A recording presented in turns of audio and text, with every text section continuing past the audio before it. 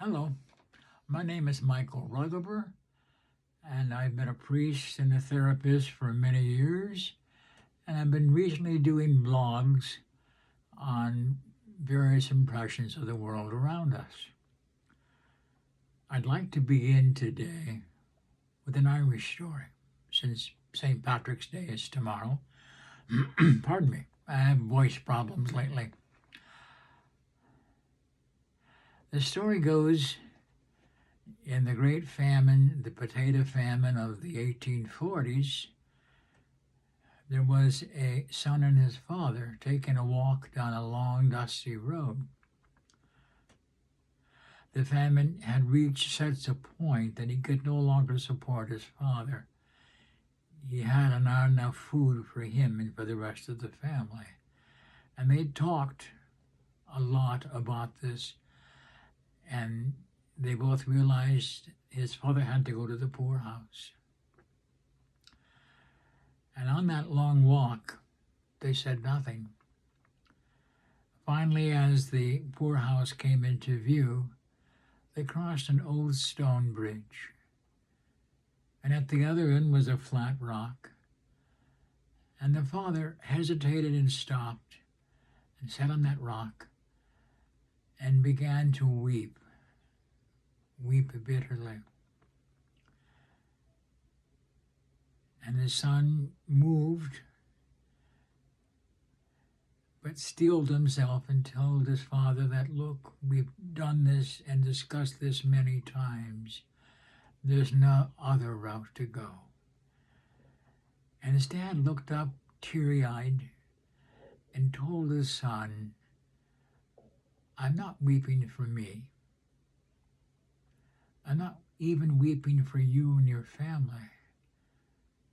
I'm weeping for my own father.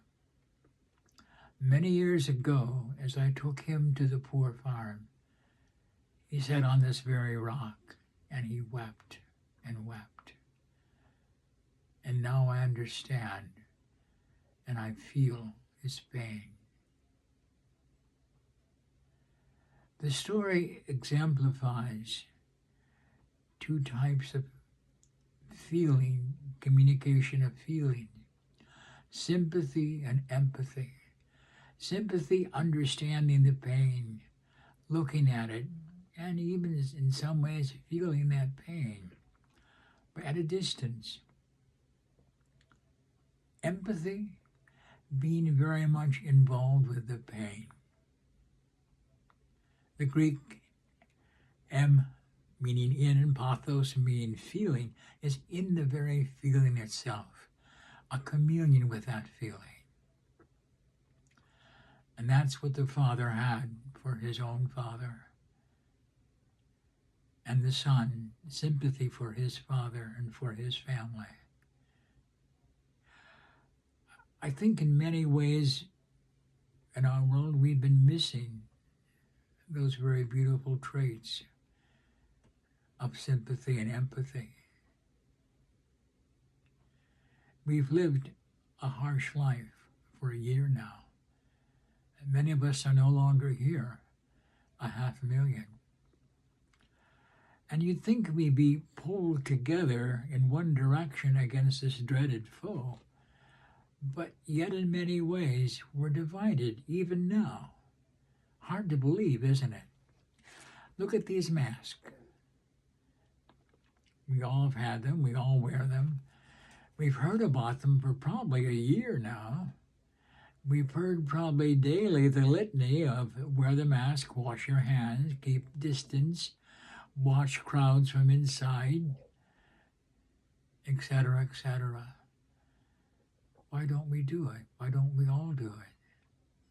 We've seen it work in other countries. It works well. I guess there are many reasons. We've heard a lot of them on the news. I'm sure you have too. I just don't understand them. Not really understand them. If we have the power to save one person, why not do it?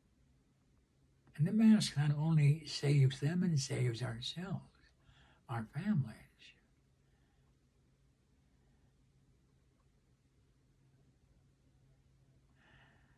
Coupled with that, and I'm going to digress a bit, forgive me for that, it's the season of Lent.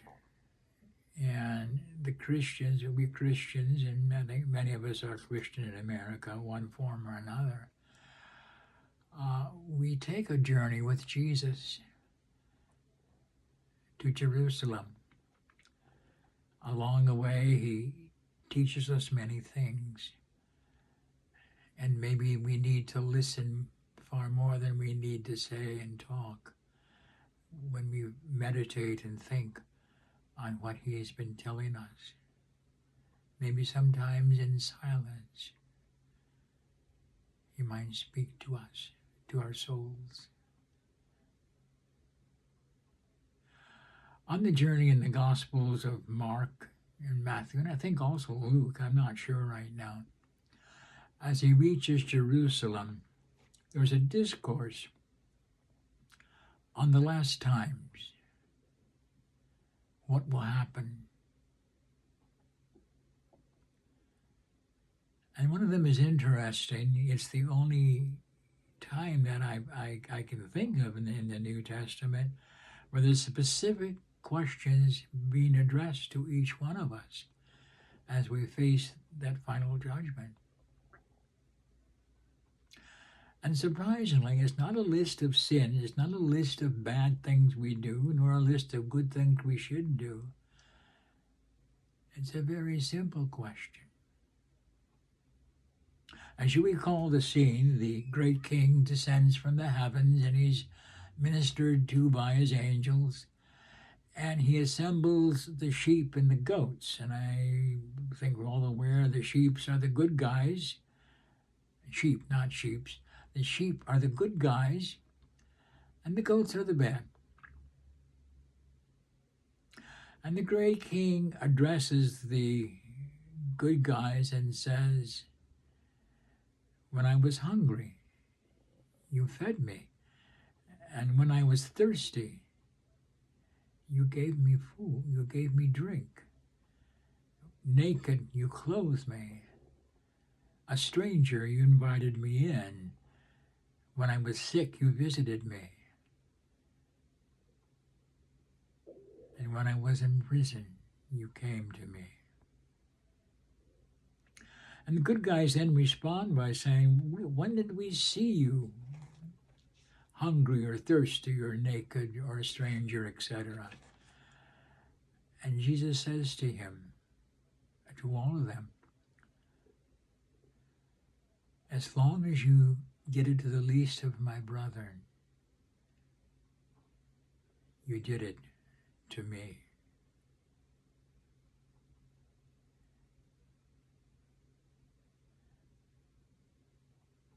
I think a couple things come to mind in this story.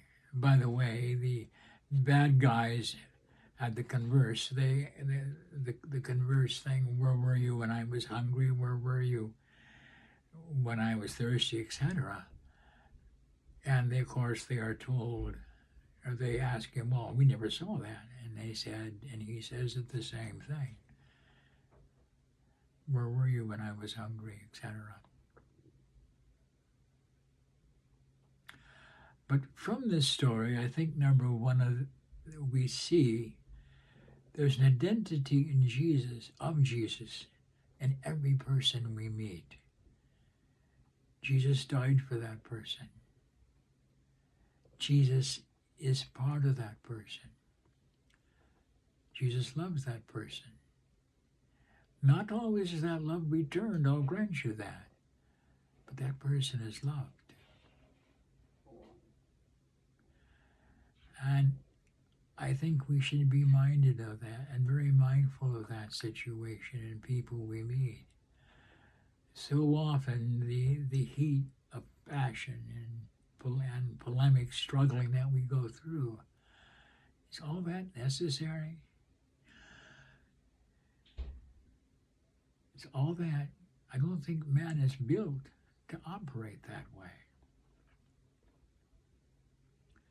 I think we're built to love and share.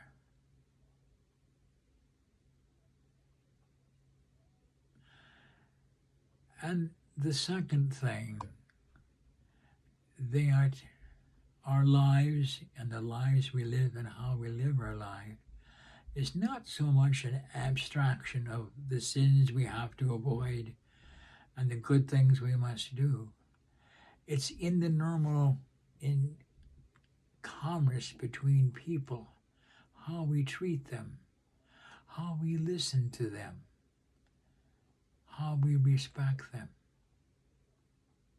especially in our family. And maybe that's what we should be as we take this journey of Lent this year. And as we begin to prepare to celebrate